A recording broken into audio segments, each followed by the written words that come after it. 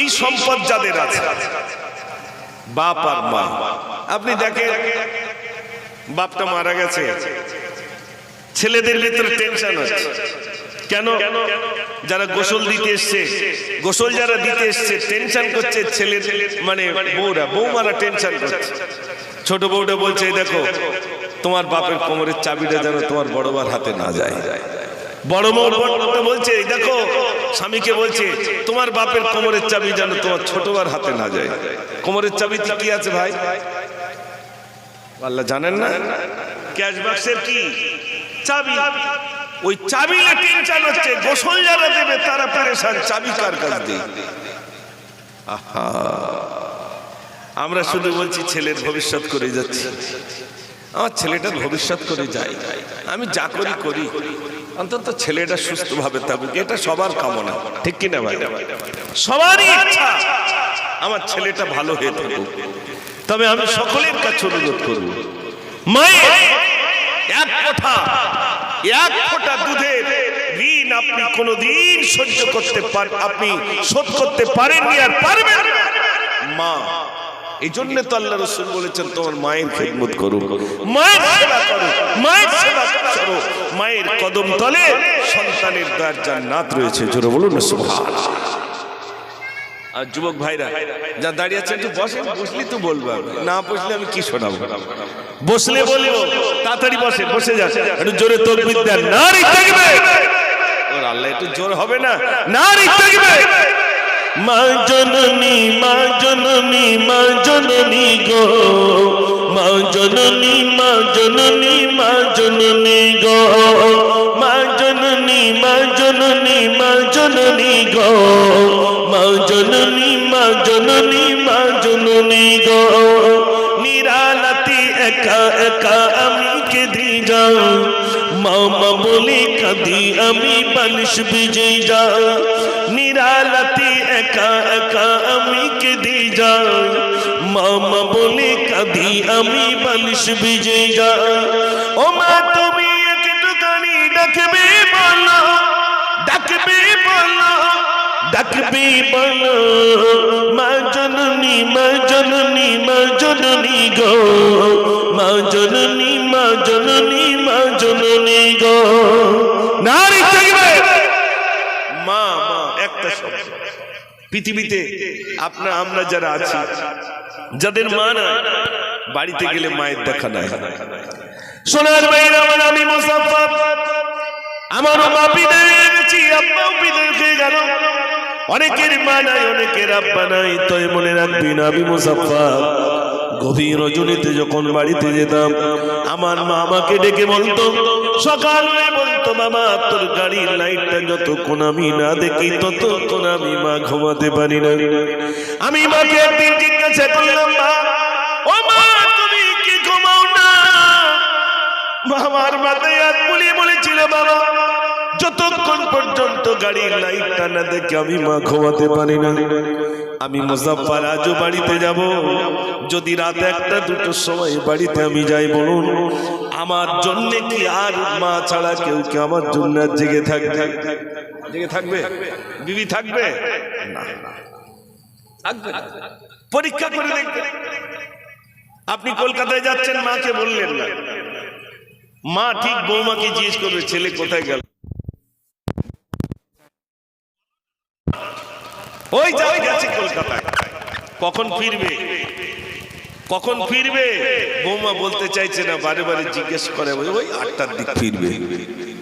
8টা বেজে গেছে, 9টা বেজে গেল, মা বাড়িতে ঠিক না, একবারে দূর, একবারে দূর, একবারে বাড়ি, একবার বাড়ি। আমার ছেলেটা কলকাতায় গেল, সে 8টার সময় আসার কথা ছিল, 10টা বাজতে একটু ফোন করো না। বৌমা কে বলছে, বলে ঠিক তাই বলে ফিরবে।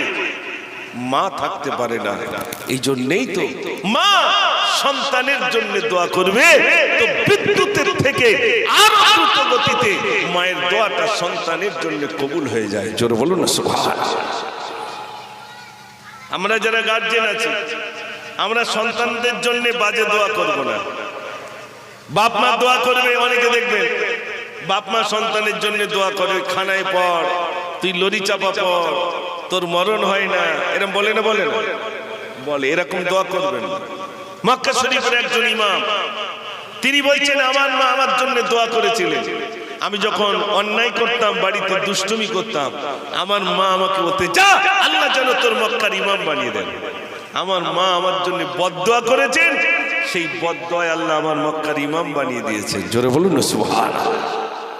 আমরা যারা গার্জেন আছি, বাপ এবং মা, সন্তানের জন্য অন্তত এই বদদোয়াটা করব না।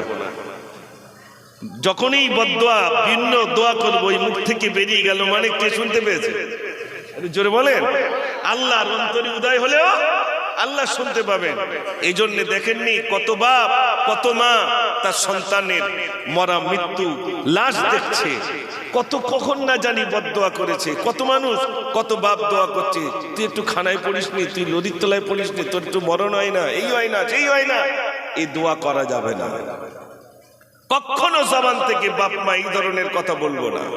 অন্তত সবর করব, ধৈর্য ধরবো, সন্তানের জন্য ভালো কামনা করব, সন্তানের ভালাই কামনা করব আমরা যারা গার্জিয়ান অভিভাবক রয়েছে। কিন্তু বড় দুঃখ, বড় আফসোস, আজ আমাদের বাপ আমাদের মা অসহায় হয়ে রয়েছে। সন্তান এত কষ্ট দিচ্ছে। ভাইরা, আমার সন্তান কষ্ট দিচ্ছে বাপ এবং মাকে। মনে রাখবেন, বাপ এবং মা যদি কষ্ট পায়, মনে রাখবেন আপনি জান্নাতটা হারিয়ে ফেলেছেন, জান্নাতটা হারিয়ে ফেলেছেন। বাপ এবং মা যদি বদদোয়া করে, ওই বদদোয়া যদি কবুল হয়ে যায়, জীবনটা বরবাদ হয়ে যাবে। ও সোনার ভাইরা, আমি বেশি দূরের কথা বলবো না, একেবারে নিকটের কথা। বাপ এবং ছেলের সঙ্গে কোনো আলাপ নাই। ভাইরা আমার, কোনো সম্পর্ক নাই, সবে মাত্র বিয়ে করেছে, বিয়ের কয়েক বছর পরে আলাদা হয়ে গেল। মাটা একদিকে যায়, বাপটার একদিকে, অসহায় হয়ে রয়েছে। আর তারা শুধু মনে করেছিল একমাত্র ছেলে নেবো, একটা ছেলে নেবো কিংবা একটা মেয়ে নেবো। ছেলেটা ছেলের মতো মানুষ তৈরি করবো, মানুষের মতো মানুষ তৈরি করবো, পড়াশোনা করাবো। কিছুদিন পরে যখন বিয়ে হয়ে গেল, বিয়ের পরে ছেলে ছেলের মতো, বাপ বাপের মতো, আর কোনো সম্পর্ক নাই। 1 বছর নয়, 2 বছর নয়, বাপের সঙ্গে আর ছেলের কোনো সম্পর্ক নয়, 10 বছর। ভাইরা আমার, একদিন বিবি বলছে, স্বামী গো, একমাত্র ছেলে, আমার একমাত্র কলিজার টুকরা ছেলে, আমাকে একটু মা বলে ডাকে না। স্বামী গো, আমি 1 বছর নয়, 2 বছর নয়, 10 বছর মা বলতে আমি বঞ্চিত, আমাকে কেউ একটু মা বলে ডাকে না। এমন ছেলে নেই? আচ্ছা, সে মার কথা ভুলে গেছে, শাশুড়ি নে পেয়ে। কোথায় মা, কোথায় বাপ? বাপ চোখের পানি ফেলছে, মা চোখের পানি ফেলছে, ছেলে ফুর্তি করছে, বিরাট কিছু। আহা, ও সোনার ভাইরা আমার, বাপের সঙ্গে ছেলের কোনো সম্পর্ক নেই। ছেলে দেখলো আমার বাপ জমি জায়গা তোমাকে কিছু দেয় না, তাড়াতাড়ি করে পঞ্চায়েতের মেম্বারের কাছে বিচার দিল। বিচার করতে হবে, আমার বাপ আমাকে আলাদা করে দিয়েছে কিন্তু জমি দেয় না। 2 দিনের ভিতরে নোটিশ চলে এলো, বাপের কাছে নোটিশ এসেছে, 2 দিনের ভিতরে পঞ্চায়েতে হাজির দিতে হবে। প্রধান সাহেব নোটিশ পাঠিয়েছে। বিবিকে ডাক দিয়ে বলে, বিবি, তোমার ছেলে আমার বিরুদ্ধে পঞ্চায়েতে আপিল করেছে, দেখো তুমি তোমার ছেলে একমাত্র ছেলে নেব, হয় ছেলে নইলে মেয়ে, মানুষের মতো মানুষ তৈরি করবো। ও বিবি, দেখো দেখো, তোমার ছেলে আজ আমার বিরুদ্ধে মামলা দায়ের করেছে, নোটিশ এসেছে, আমাকে পঞ্চায়েতে হাজির দিতে হবে। ভাইরা আমার, বিবিকে আক্ষেপ করে বলছে, বিবি, তোমার কি মনে আছে তোমার ছোট্ট বাচ্চাটা যখন শিশু ছিল, কোলের ভিতরে ছিল, আমি রাত্রে বাড়িতে এসেছিলাম, তুমি আমাকে বলেছিলে স্বামী ছেলে এত ছটফট করছে, মনে হয় আর বাঁচবে না, এত জ্বর, তুমি তাড়াতাড়ি করে একটু ডাক্তারের কাছে যাও, ডাক্তারের কাছে যাও। আমি ছুটে গিয়ে ডাক্তারের কাছে গিয়েছিলাম। ডাক্তার কাছে গেছি, ডাক্তার বাড়িতে আওয়াজ দিচ্ছি, বাড়িতে কয়ে যাচ্ছে, ডাক্তার বাড়ি নাই। একবারই ডাক্তার, একবারও ডাক্তার। হঠাৎ করে আমার বাড়িতে ডাক্তার এলো।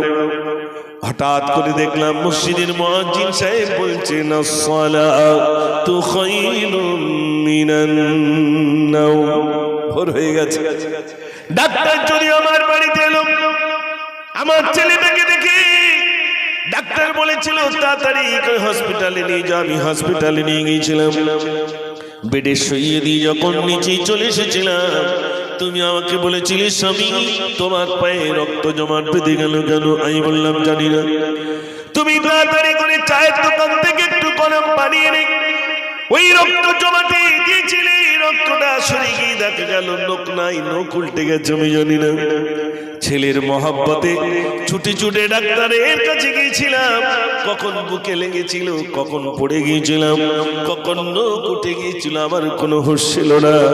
ও বিবি যে ছেলের জন্য সেই মহাব্বত করেছিলাম, সেই ছেলেটা আমার বিরুদ্ধে পঞ্চায়েত আপিল করেছে। বাপ কষ্ট পাবে না পাবে না?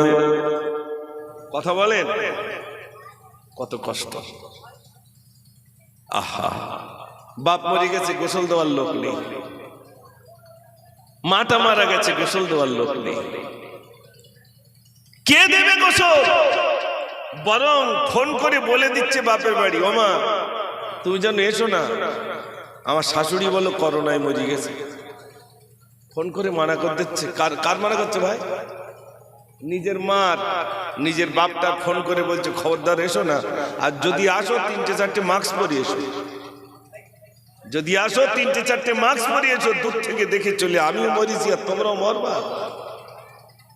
বাড়ি বুড়ো বুড়ি থাকলে যদি কেউ এসে জিজ্ঞেস করো একটু আমাদের বাড়ি যেও, সঙ্গে সঙ্গে উত্তর দেয় কি করে যাবো বউ, এই বুড়ো বুড়ি টানতে টানতে আমার সব জীবন শেষ। আহা, কি টানতে টানতে শেষ ভাই? বুড়ো আর বুড়ি বেঁচে থাকতে কিচ্ছু দেয়নি, শুধু চিন্তা করছে মরবে কবে, মরলেই হয় সব পেয়ে যাব, শান্তি ফিরে যাবে। আহা, ও সোনার ভাইয়েরা, যারা মা কারিয়েছে মার পাওয়া যাবে না, বাপ তাদের চলে গেছি আর পাওয়া যাবে না। তবে মনে রাখতে হবে, কবরের ধারে গিয়ে যদি কোন সন্তান বাপ মায়ের কবরের পাশে গিয়ে যদি একটুখানি দুটো হাত তুলে দোয়া করি, মনে রাখবেন সন্তানের চোখের পানির বিনিময়ে, সন্তানের চোখের পানি নাকি আসার পূর্বে ওই সন্তানের দোয়াটা মহান রব্বুল আলামিন কবুল করে নেয়। কবরের ধারে যাওয়ার সময় নেই। সবে বেড়াতে আসলি বউটা বলে এই দেখো সবাই যাচ্ছে, তা তুমি একটু যাও। সবাই যাচ্ছে নারায় তাকবীর দিদি দিদি কবর জিয়ারত করতে, তা তুমি একটু যাও। কবে বলেন তো ভাই? জোরে বলে। সবে বেড়াতে। তা সে জামা খুঁজে পাচ্ছে না, যদিও জামা পেয়েছে তা টুপি পাচ্ছে না। কোন রকমের রুমালটা গুজে গেছে, তাও পিছনের দিকে। তখন দোয়া কমপ্লিট হয়ে যাওয়ার মতো একবার একটুখানি হয়ে গেছে। বাড়ি এসে হ্যাঁ ওযু করা হয়, বাড়ি এসে জিয়ারত হয়ে গেছে। এই যদি আমরা ছেলে হই, আহা, বাপ মা কবরে কি দিতে পারলাম একটু ভাবই আমরা। ও সোনার ভাইরা আমার, প্রতি সপ্তাহে জুমার দিন বৃহস্পতিবার দিন মতো রাত জুমা রাতে প্রতি ভাইরা আমার সপ্তাহে জবরদস্ত একজন আল্লাহর ওলি বলছেন, আমি যখন ঘুমিয়ে পড়লাম আমি স্বপ্নের ভিতরে দেখলাম প্রতি সপ্তাহে বৃহস্পতিবার দিন গত রাত্রে আল্লাহর তরফ থেকে ফারিস্তারা নূরের একটা খাঞ্জা নিয়ে আসেন। নূরের খাঞ্জা নিয়ে কবরস্থানে আসেন, সবাই তা থেকে সংগ্রহ করেন।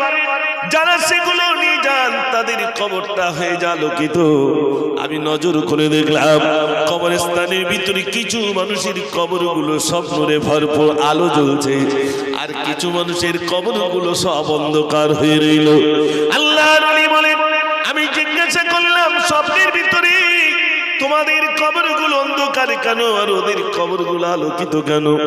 বলছে ওদের কবরগুলো আলোকিত, ওদের ছেলেরা সবরেসানির ব্যবস্থা করেছে, ওদের ছেলেরা তাদের বাপ মায়ের জন্য দান করেছে, ওদের ছেলেরা বাপ মায়ের জন্য দুটো হাত তুলে কেঁদেছে বলে আল্লাহর তরফ থেকে তাদের নূরের খাঞ্জা এসেছে। তারা নূর পেয়েছে, আলো পেয়েছে, তাই তাদের কবরটা আলোকিত। আর আমাদের ছেলেরা আমাদের জন্য কেউ কাঁদে না, দুটো হাত তুলে দোয়া করে না, আমাদের জন্য দান খয়রাত করে না বলে আমাদের কবরটা অন্ধকার হয়ে রইল। আল্লাহর ওলি কি বলছেন, আপনি যদি একটু সম্ভব হয় আমার ছেলেকে একটু বলে দেবেন, আমার ছেলে যেন আমার জন্য একটু একটু হাত তুলে দোয়া করে, আমি আর নামাজ পড়তে পারবো না, রোজা রাখতে পারবো না, দান খয়রাত করতে পারবো না, সব আমার দরজা বন্ধ হয়ে গেছে। আমার সন্তানকে রেখে গেলাম, আমার সন্তান যদি ভালো কিছু কাজ করে আমি পাবো, আমার সন্তান যদি আমার জন্য কিছু একটা সাবধানির ইন্তজাম করে তাহলে আমি পাবো, নইলে আর আমি কিছু পাবো না। আল্লাহর ওলি তিনি বলছেন আমার স্বপ্নটা ভেঙে গেল। আমি খবর নিয়ে কয়েকদিন পরে তাদের বাড়িতে গেলাম, আমি খোঁজ নিয়ে দেখলাম, জিজ্ঞাসা করলাম তোমার আব্বা মা কি ইন্তেকাল করেছে? বলছে হ্যাঁ আমার আব্বা মা ইন্তেকাল করেছে। কত বছর হয়েছে? বলছে 20 বছর হয়ে গেল। তোমার আব্বা মায়ের জন্য কি কোনোদিন একটু সামনে সারির ইন্তজাম করেছো? একটু কি কোনো একটি কিছু দান করেছো?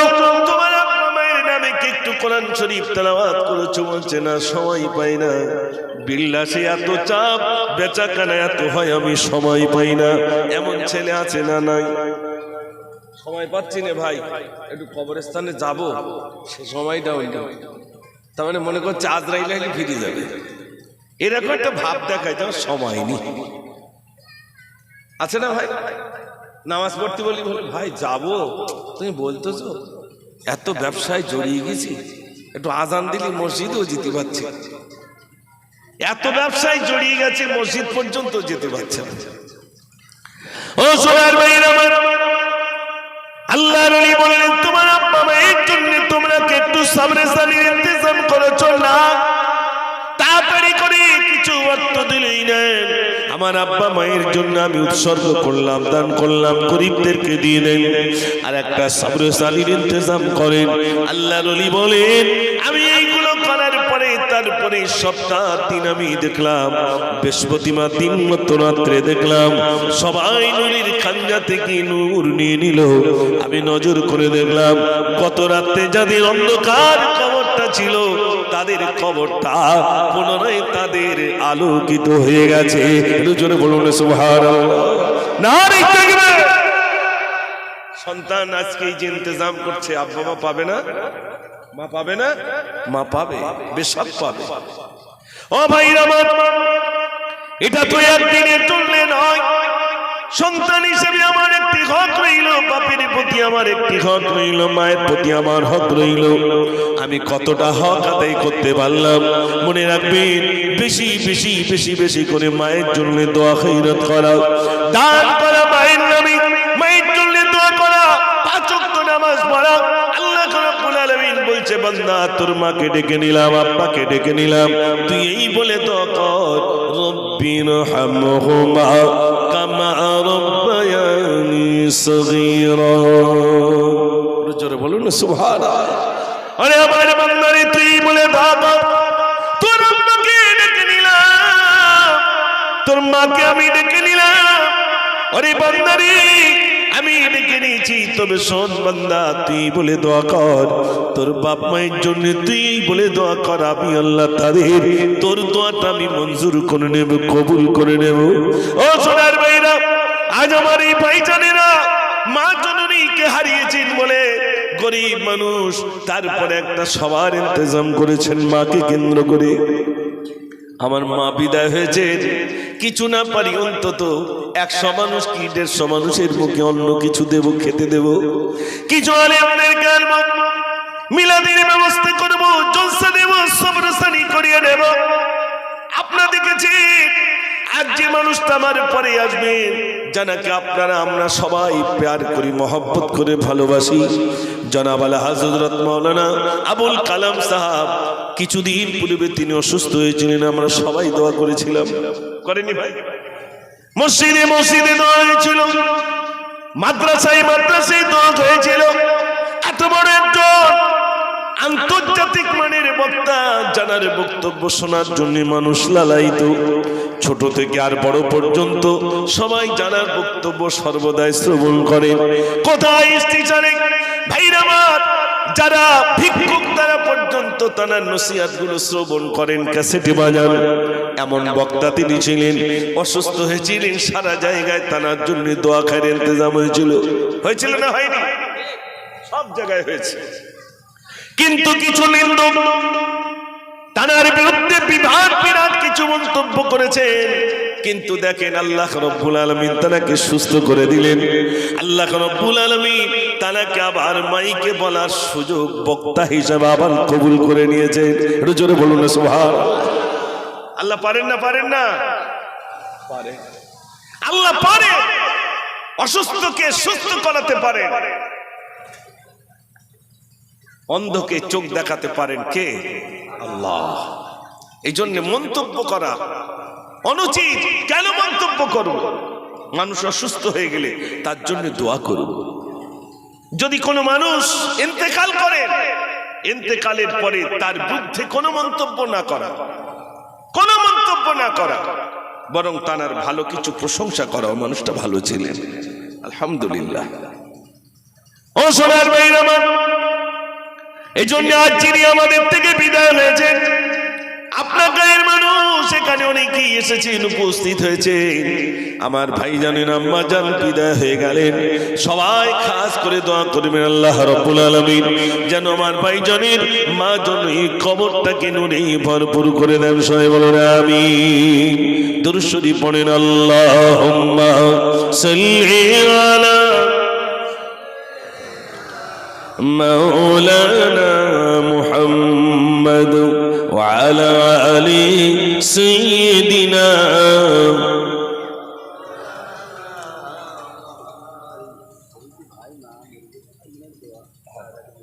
আচ্ছা আচ্ছা আচ্ছা,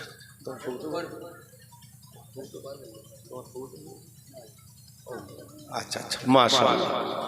হ্যাঁ, সবাই দোয়া করবে ইনশাআল্লাহ।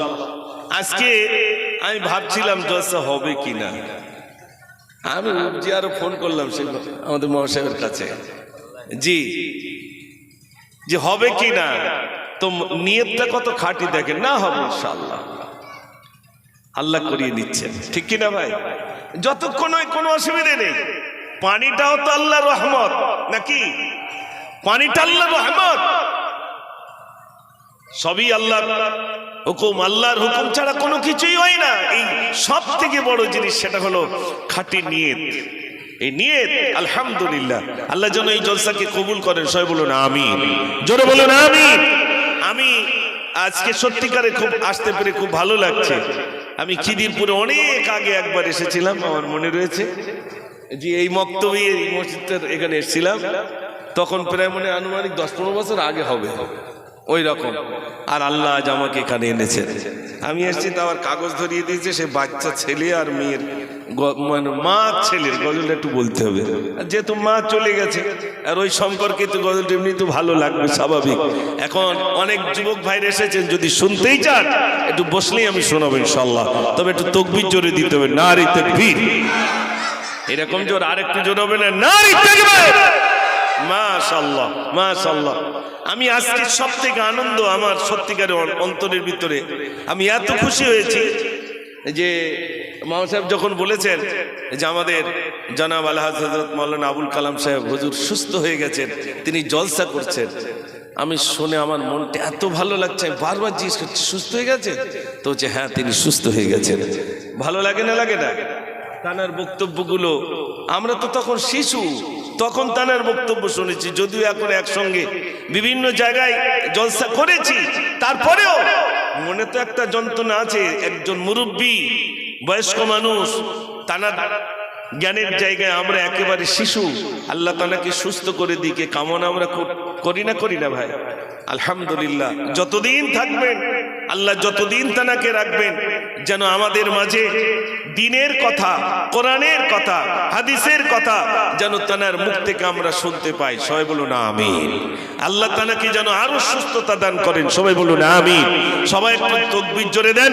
আমি ওই গজলটা শুনিয়ে তারপরে ইনশাআল্লাহ আমার পরিমনে এশার আজান হবে, তারপরে ইনশাআল্লাহ নামাজের পরে হুজুর উঠবেন ইনশাআল্লাহ। একটু তাকবীর জোরে দেন, নারী তাকবীর। মাশাআল্লাহ মাশাআল্লাহ। একটি ঘটনা বলি শোনো না, হযরতে আলীর ঘটনা। একটি ছেলে কাঞ্চে বসে, মদিনাবাসী তার চেনে না। বাচ্চাটা কাঁদছে, কোথাকার ঘটনা? হযরত আলী রাদিয়াল্লাহু তাআলার ঘটনা। কোন কিতাবে আছে সেটাও বলবো ইনশাআল্লাহ।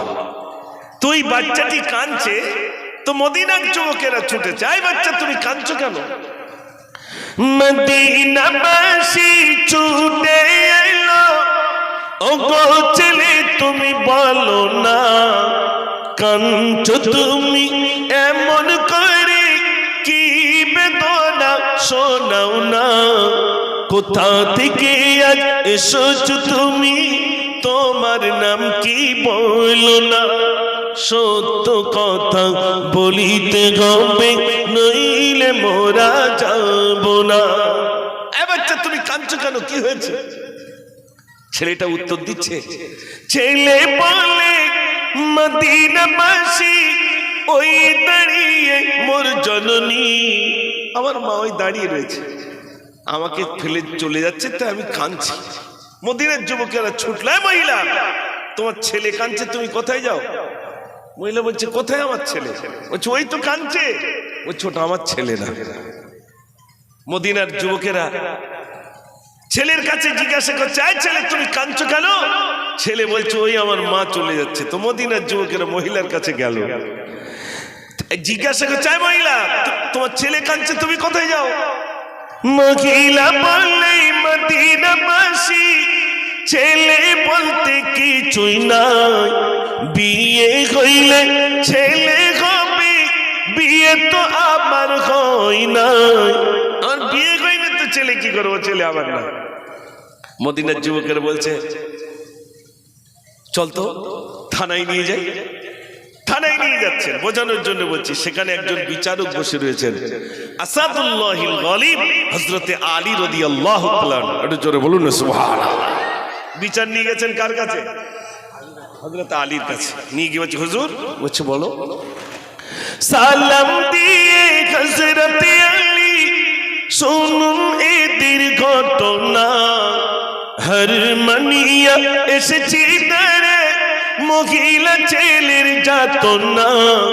মহিলা কই ছেলে মা জননী, মহিলা কই মোর ছেলে না। বিচার করেন হযরতে আলী, এই ছিল তাদের ঘটনা।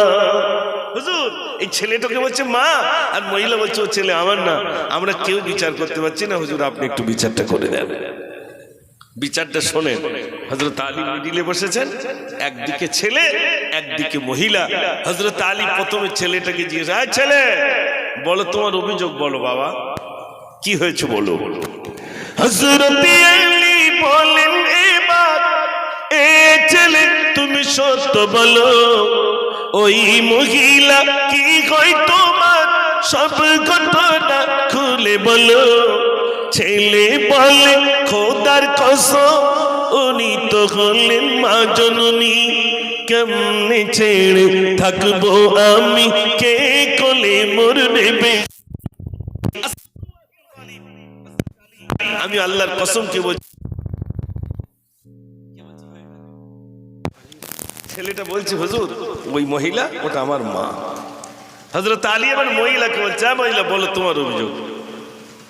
হযরতে আলী বলেন, এবার এ মহিলা সত্য বলো, ওই ছেলেটি কি কই তোমার, সব ঘটনা খুলে বলো। মহিলা বলে, খোদার কসম ও ছেলে তো আমার না, বাচ্চা হবে কেমনে বুঝি, বিয়ে তো আমার হলো না। হুজুর আমি আল্লাহর কসম কে বলছি ও ছেলে আমার না। হযরত আলী সর্বনাশ, ছেলে বলছে ওটা আমার মা, আর মহিলা বলছে ও ছেলে আমার না। কিন্তু বিচার তো করা লাগবে, ঠিক না? বিচার তো করতেই হবে। হযরত আলী রাদিয়াল্লাহু তাআলা ছেলেকে বলে, ছেলে তুমি সত্য বলছো? হুজুর আমি আল্লাহর কসম কে বলছি উনি আমার মা। মহিলা তুমি সত্য বলছো? হুজুর আমি আল্লাহর কসম কে বলছি ও ছেলে আমার না। হযরত আলী রাদিয়াল্লাহু তাআলা কি বিচারটা করছে দেখেন। হযরতে আলী বলেন, এবার এ ছেলে তুমি শোনো তবে, আমি যদি বাপ কই তোমার, ফাতেমা তোমার মা হবে।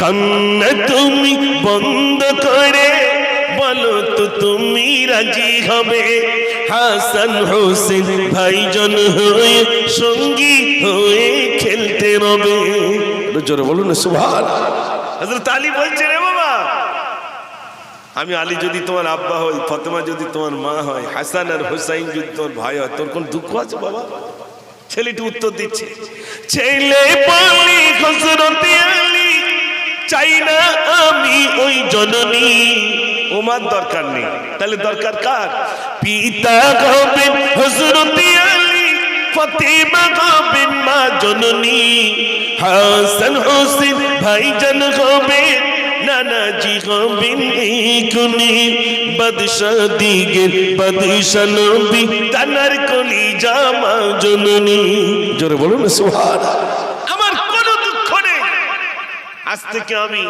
হযরত আলী হয়ে গেলেন আমার আব্বা ফাতেমাতুজ জাহরা হলেন আমার মা হাসান আর হুসাইন হলেন আমার ভাই বিশ্বনবী সাল্লাল্লাহু আলাইহি সাল্লাম হলেন আমার নানা আমার কোনো দুঃখ নাই আজ থেকে আমি আপনার ছেলে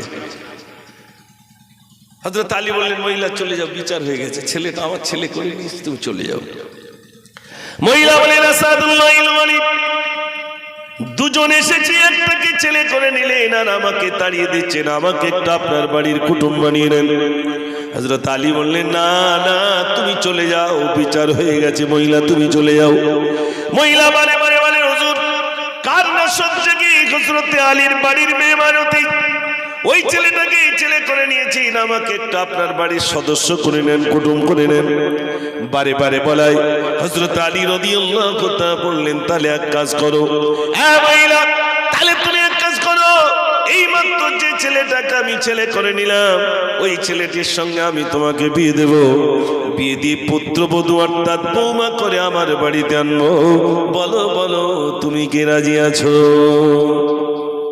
কার সাথে বিয়ে দেবে ভাই ওই ছেলেটার সাথে বিয়ে দেবে তুমি রাজি আছো মহিলা বলেন আসাদুল্লাহ ওয়ালি ওই ছেলেটির সঙ্গে যদি আমার বিয়ে হয়ে যায় হযরত আলী আমি আমার শ্বশুর ফাতেমাতুজ জাহরা রাদিয়াল্লাহু তাআলা হবেন আমার শাশুড়ির দুঃখ আমার থাকে না দুঃখ আমার থাকে না তবে বলুন বলুন সন্তানের সঙ্গে কি কোনোদিন মায়ের বিয়ে হয় এতক্ষণ কেন বলেছিলে ছেলে আমার হযরত আলী রেগে গেলেন কি কারণে বলেছিলে সেই মদিনার বাজার থেকে কেন তোমাকে টেনে টেনে আমার কাছ পর্যন্ত আনতে হলো এই জায়গায় ঝুলেছিল তাই এটার শোনার জন্য বারবার তাই তো নাকি হযরত আলী রাদিয়াল্লাহু তাআলা বলে মহিলা কি কারণে বলেছিল এই ছেলেটি আমার নয় মহিলা বলছে হুজুর কারণটা একটুখানি শোনেন আমার এই বাচ্চাটি যখন আমার একেবারে শিশু ছিল আমার স্বামী জিহাদের ময়দানে গিয়েছিলেন কাফের বেঈমান মুশরিকরা আমার স্বামীকে শহীদ করে দিয়েছে আমার স্বামী ইসলামের জন্য জীবনটা দিয়ে দিয়েছেন কুরবানি করে দিয়েছেন আমার বাড়িতে কিছুই নাই আমার এই ছোট বাচ্চাটা আদর করে আমার কাছে কিছু চাই আমি দিতে পারি না মনে মনে ভাবলাম আমি এই বাচ্চাটাকে নিয়ে মদিনার বাজারে যাব মদিনায় যাব মদিনার মানুষেরা আমার নবীর সুন্নতে দেখে জীবন তৈরি করেছে কেমন আমি দেখব আমার নবীকে পেয়ে মদিনার মানুষেরা তারা জীবনটা কেমন তৈরি করেছে আমি দেখব তাই মদিনা এসে শুধু আমার জবান থেকে বলেছিলাম এই ছেলে আমার না যেই না বলেছি এই ছেলে আমার না মদিনার মানুষেরা আমার ছেলেটাকে তারা নিজের ছেলে করে নিয়েছে জোরে বলুন না সুবহানাল্লাহ মহিলা বলেন মদিনার মানুষেরা এত ভালো ও সোনার ভাইরা বিশ্বনবী সাল্লাল্লাহু আলাইহি ওয়াসাল্লাম কি যখন মদিনা থেকে বলেছিলেন ইয়া রাসূলুল্লাহ মক্কার মানুষেরা আপনাকে টিকতে দিচ্ছে না আপনি মদিনায় চলে আসুন আমরা আপনাকে সমস্ত রকম ব্যবস্থা করে দেব আল্লাহর নবী বলেছিলেন ওরে আমার সাহাবারে আমি মদিনায় একা যাব না আমি একা যাব না হয়তো আমার অনেক সাহাবা সেখানে যাবে মদিনার মানুষেরা বলেছিলেন ইয়া রাসূলুল্লাহ আপনি যদি মদিনায় চলে আসেন আমরা যারা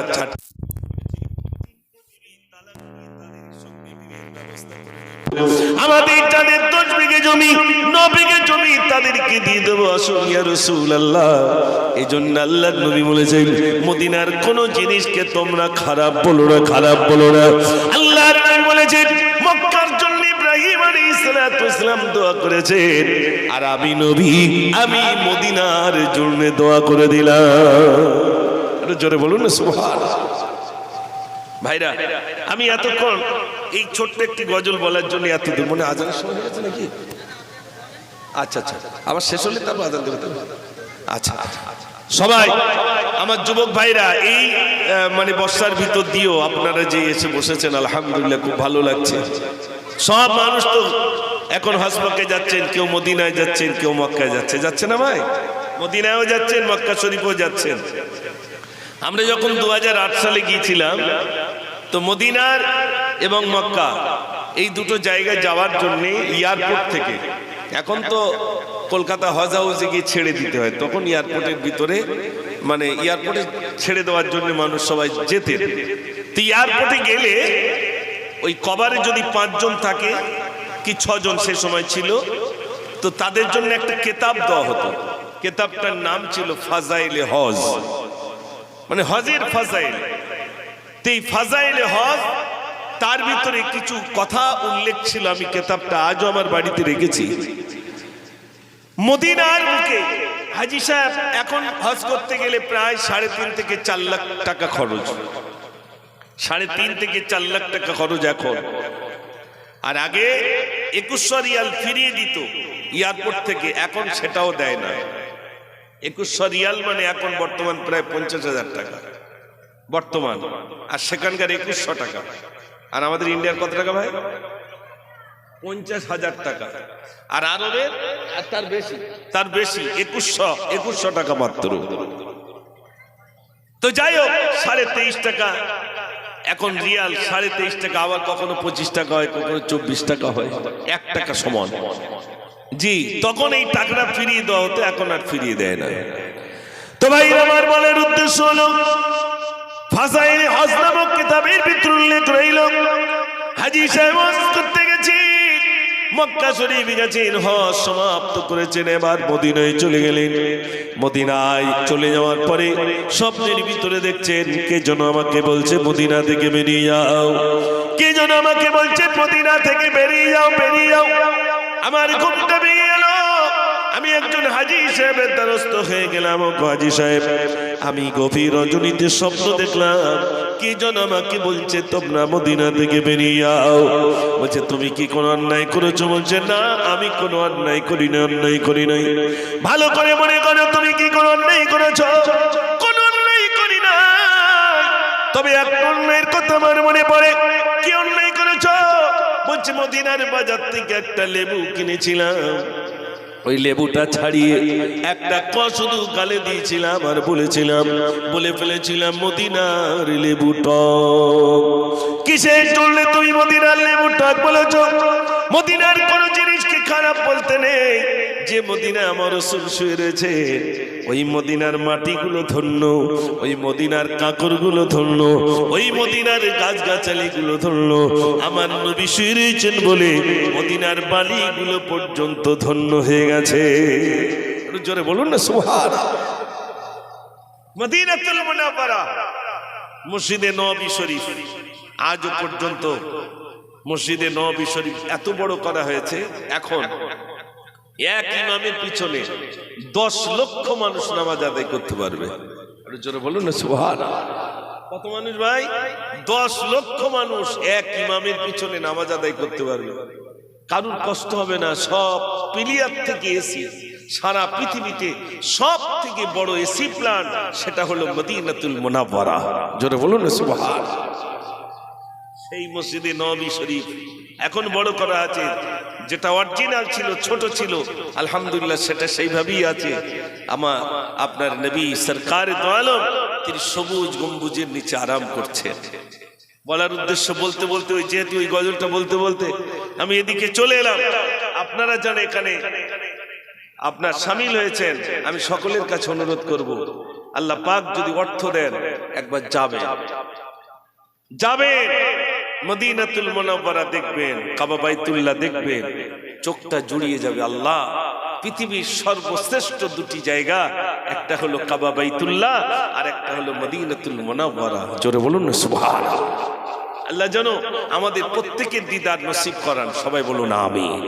আমার যুবক ভাইরা, বাবাজিরা অনেকেই রয়েছেন, আল্লাহ পাক অর্থ যদি দেন নিয়ত করবেন, আল্লাহ একটি বাত তুমি নিয়ে যাও, একটি বাত তুমি নিয়ে যেও।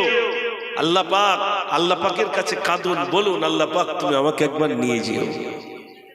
ও সোনার ভাইরা,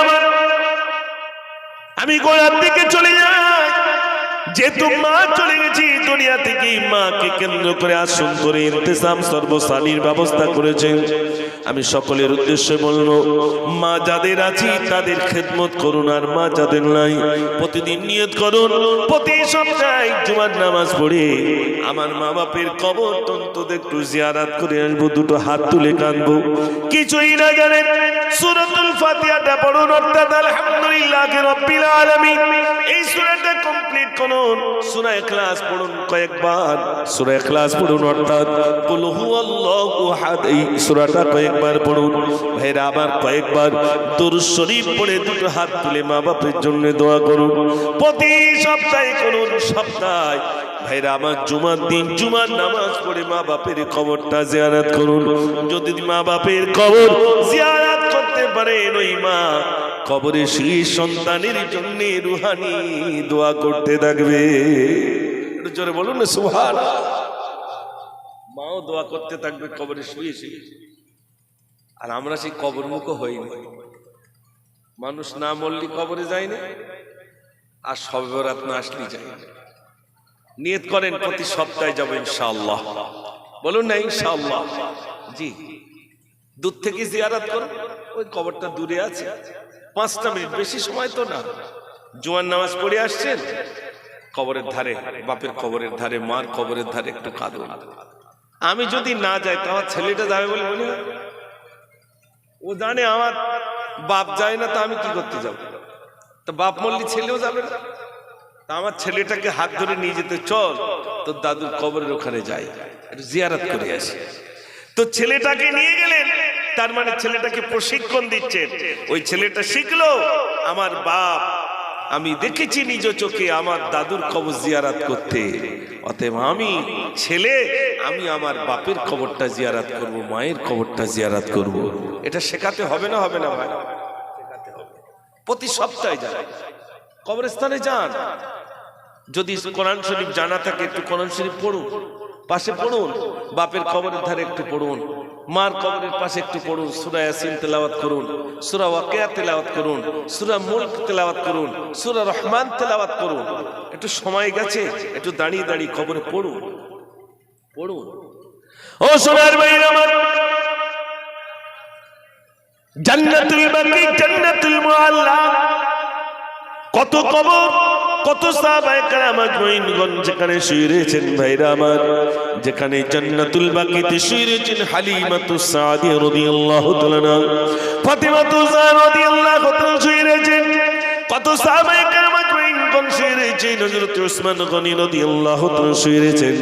সোনার ভাই আজও পর্যন্ত জিয়ারাতের ব্যবস্থা করে দিয়েছেন বটে, কিন্তু যাওয়ার সময় সব কোরআন তেলাওয়াত করতে করতে যাচ্ছেন ভাইরা আমার।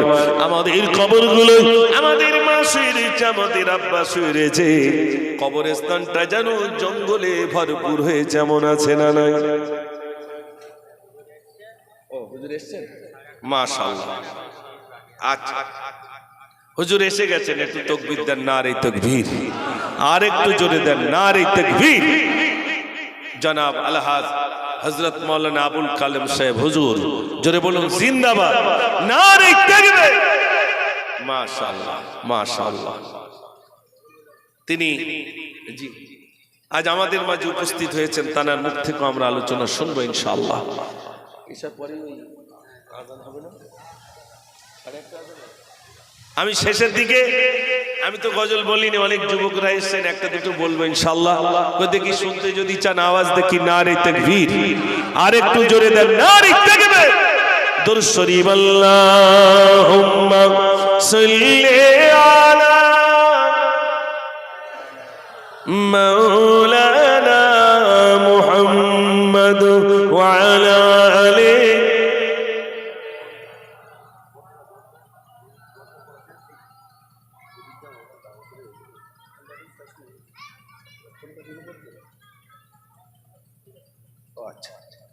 মাশাআল্লাহ। আজ খুব ভালো লাগছে আপনাদের খিদিরপুর আর আমার এই বন্ধুটা অনেক দিনের সঙ্গী সাথী আলহামদুলিল্লাহ। খিদিরপুরে এসে আমি ভাবছিলাম তরিকুল ভাইয়ের সঙ্গে মনে হয় দেখা হয়ে যাবে, আলহামদুলিল্লাহ দেখাও হয়ে গেল।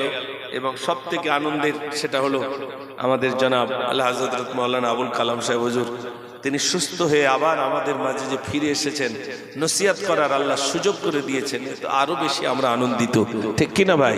আলহামদুলিল্লাহ আলহামদুলিল্লাহ। আমি শেষ বেলায় একটা ছোট্ট গজল বলে আমি আপনাদের থেকে বিদায় হব। তবে আরো একবার বলি, বাপ যাদের আছে, মা যাদের আছে, আমরা সেবা করবো তো ইনশাআল্লাহ? একটু বলুন না ইনশাআল্লাহ।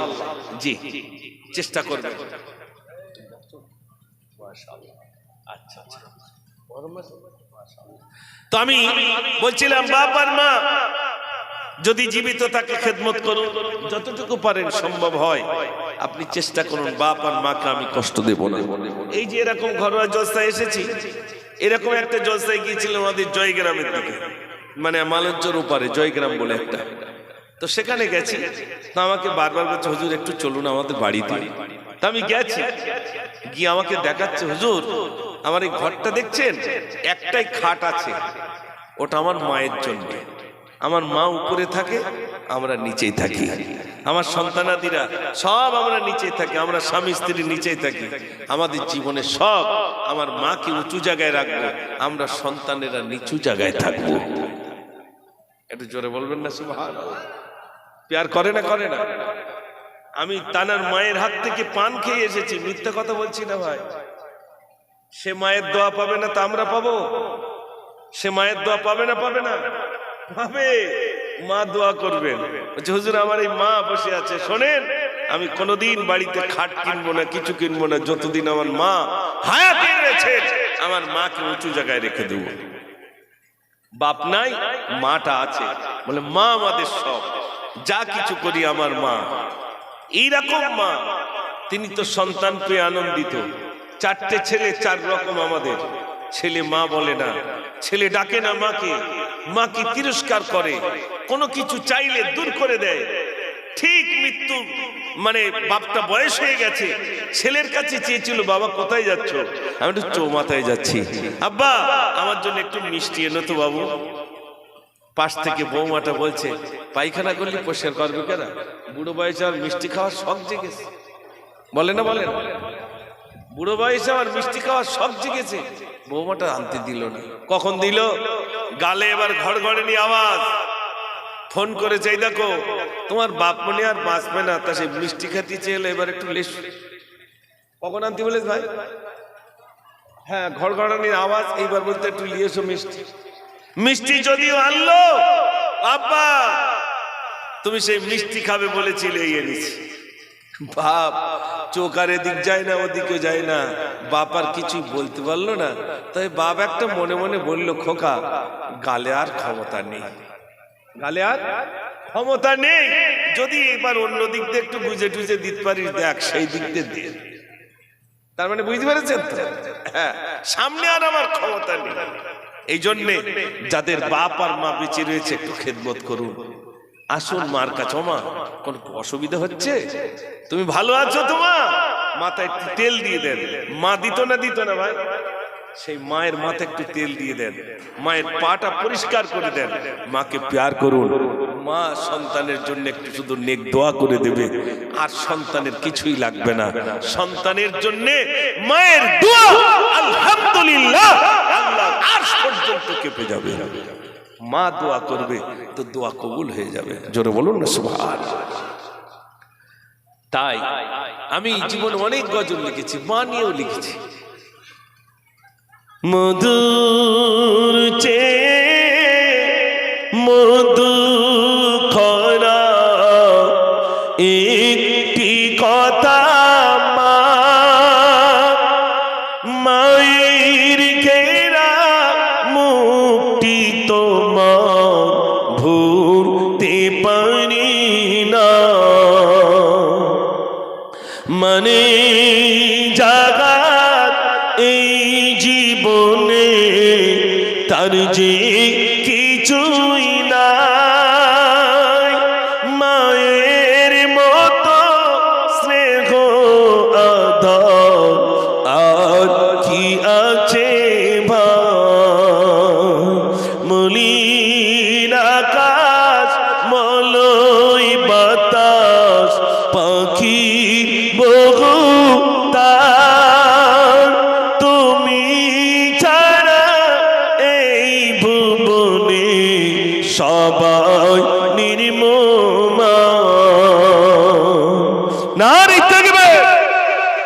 মাশাআল্লাহ, এতক্ষণ আলোচনা রাখলাম, মা নিয়ে কিছু কথা আপনাদের কাছে রাখলাম, কিছু গজল শোনালাম। আপনারা কষ্ট পেয়েছেন নাকি? মাশাআল্লাহ, আজ আমি সত্যি খুবই আনন্দিত যে অনেকদিন পর আল্লাহ পাক আমাকে খিদিরপুরের মতো জায়গায়, সুন্দর জায়গায় আসার আল্লাহ সুযোগ দিয়েছেন। এত সুন্দর রাস্তাঘাট আগে ছিল না, ছিল নাকি? এখন কত সুন্দর রাস্তাঘাট হয়েছে, সবের পরিবর্তন হয়েছে। এবার আমাদের জীবনটা একটু পরিবর্তন করতে হবে, তাই তো নাকি? সবের পরিবর্তন হয়েছে, আমরা আমাদের জীবনের পরিবর্তন করব। কেমন? যখনই মসজিদে আজান হবে আমরা সঙ্গে সঙ্গে মসজিদে যাব ইনশাআল্লাহ, নামাজ পড়বো ইনশাআল্লাহ। রাজি আছি তো ইনশাআল্লাহ? একটু জোরে বলুন না ইনশাআল্লাহ। নারে তাকবীর। মাশাআল্লাহ, আপনার উপযুক্ত ইমাম পেয়েছেন, সুন্দর মসজিদ মানে মুক্ত হয়েছে। শুধু অভাব কি? নামাজির অভাব। এই জন্য আজান হলে মসজিদে যাবেন। কখন ডাক আসবে কেউ জানি না, কোন মুহূর্তে চলে যেতে হবে জানি না। যে মুহূর্তে ডাক আসবে